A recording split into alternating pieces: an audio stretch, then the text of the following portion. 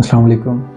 आज का जो टॉपिक है वो मसाने का कैंसर है, जो कि दुनिया में पाया जाने वाला तकरीबन 7वां सबसे कॉमन कैंसर है और इसमें बहुत सारे मरीज़ हमारे पास प्रेज़ेंट कर रहे होते हैं रेगुलर बेसिस पे ओपीडी में। जिसमें यंग पीपल भी हैं और दूसरे जो एज्ड लोग हैं वो भी हमारे पास बहुत ज़्यादा प्रेज़ेंट करते हैं।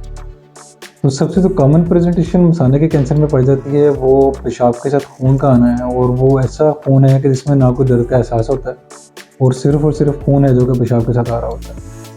और ज़ाहिर बात है मसाने के अंदर जो ट्यूमर है, वो मसाने के अंदर खून की सप्लाई को ले चुका होता है, इसलिए वो बहुत ज़्यादा उसके ब्लीडिंग के चांसेस रहते हैं। तो मसाने की तेज़ाबियत अपनी पेशाब की तेज़ाबियत की वजह से वो वहाँ से खून का आना एक मामूल बन जाता है। कुछ लोग तो शुरू में इसको नज़रअंदाज करते हैं मगर टाइम के साथ-साथ जब इसमें ट्यूमर बढ़ता जाए या खून ज़्यादा आता रहे तो वो फिर एक परेशानी का बायस बनता है। तो इस वाले अमल में बहुत सारी चीज़ें डिस्कस करने वाली होती हैं जो कि मरीज़ों को भी इसकी अवेयरनेस दे देनी चाहिए। तो सबसे जो कॉमन इसकी वजूहात क्या हो सकती हैं वो हम डिस्कस करते हैं कि स्मोकिंग एक ऐसा रिस्क फैक्टर है जो कि हमारी पॉपुलेशन में बहुत ही कॉमन है।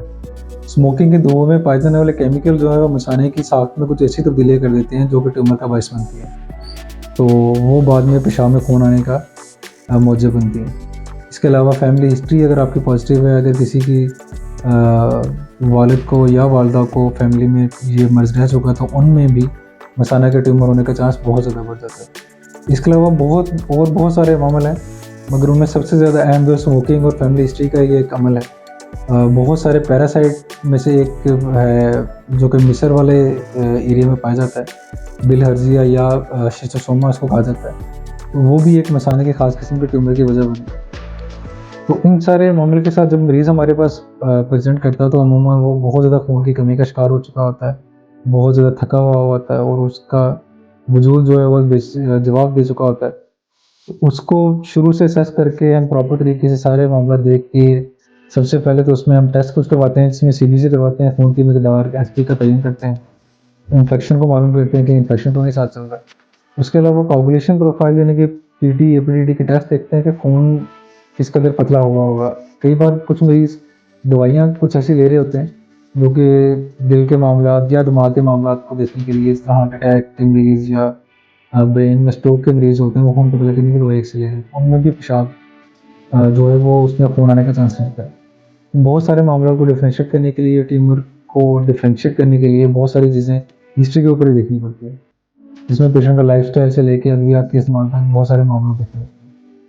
तो इस वाले अमल से दौरान जब मरीज़ गुज़रता है तो उसका सबसे जो अमूमन जो सेंसिटिव टेस्ट है उसमें अल्ट्रासाउंड है, जो कि अगर ट्यूमर है मसाने में या कोई पथरी है या सूजन की वजह से खून आ रहा है तो उसको डिफरेंशिएट करता है।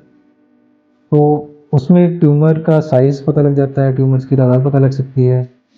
ये सारे अमल से गुज़र के अमूमन मरीज़ का सीटी स्कैन भी करवा लिया जाता है, ताकि उसको मसाने के अंदर एक्सटेंशन का पता लगे कि कहीं मसाने की दीवारों के अंदर फैल तो नहीं गया या मसाने की दीवारों के अंदर अगर फैल गया तो कहीं मसाने से बाहर तो नहीं निकल गया। तो इस अमल के साथ फिर जो ज़्यादा अहम एक चीज़ है वो ट्यूमर की बायोप्सी है। ट्यूमर की बायोप्सी में हम पेशाब के रास्ते कैमरा भेज के लेज़र के थ्रू या कॉटरी के थ्रू ट्यूमर को काटते हैं और एक ख़ास हद तक काटते हैं ताकि हमें मसाने की पट्टे भी उस हमारे बायोप्सी के अमल में या जो ट्यूमर है उसके कटाव में आ जाए, ताकि ट्यूमर की एक स्टेज का तयन किया जा सके और ट्यूमर की स्टेज के लिहाज से ही फिर उसका ट्रीटमेंट वज़ा किया जाता है। कई ट्यूमर जो कि बिल्कुल अगर साइज़ में छोटे हैं या 1 या 2 हैं तो उस लिहाज से कुछ अद्वियात ऐसी होती हैं जो कि डायरेक्ट मसाने में डाल के भी मसाने के अंदर कीमो का अमल स्टार्ट किया जाता है ताकि ट्यूमर या मसाने की दीवारों में ट्यूमर जल जाए। अगर ट्यूमर ज़्यादा है या बायोप्सी के उम्र मसल तक इन्वॉल्व हो चुका है ट्यूमर का, उसमें फिर वो एडवांस किस्म की डिजीज़ होती है, उसके डिफरेंट तरह के इलाज होते हैं। उसमें फिर कुछ तरह की मसाने में डालने वाली अद्वियात का इस्तेमाल और तरह की जो कि इम्यूनोथेरेपी जिसको कहते हैं, इसमें बीसीजी एक बहुत कॉमन है, उसका इस्तेमाल किया जा सकता है।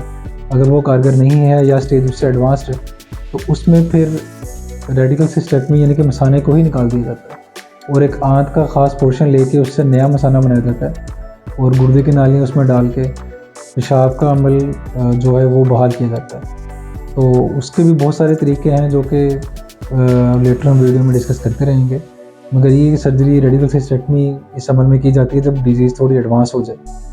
और बहुत सारे ट्यूमर जो है उनके लिए कीमो का इस्तेमाल भी किया जा सकता है, जो कि ट्यूमर को श्रिंक करने के लिए बाद में काम आ सकती हैं, और कई बार रेडियोथेरेपी का भी इस्तेमाल किया जाता है। इसके अलावा जिस्म के अंदर मुतअद्दिद गिल्टियाँ भी बन सकती हैं, ऑपरेशन के दौरान उनको भी निकाला जाता है और उनकी बायोप्सी भी ली जा सकती है, ताकि डिजीज़ के कैंसर के फैलाव को देखा जाए, मसाने का कैंसर कहीं बॉडी में और तो नहीं फैल रहा। उस लिहाज से फिर उसका जो इलाज है वो तरतीब और मरहले में एक-एक करके किया जाता है। Thank you.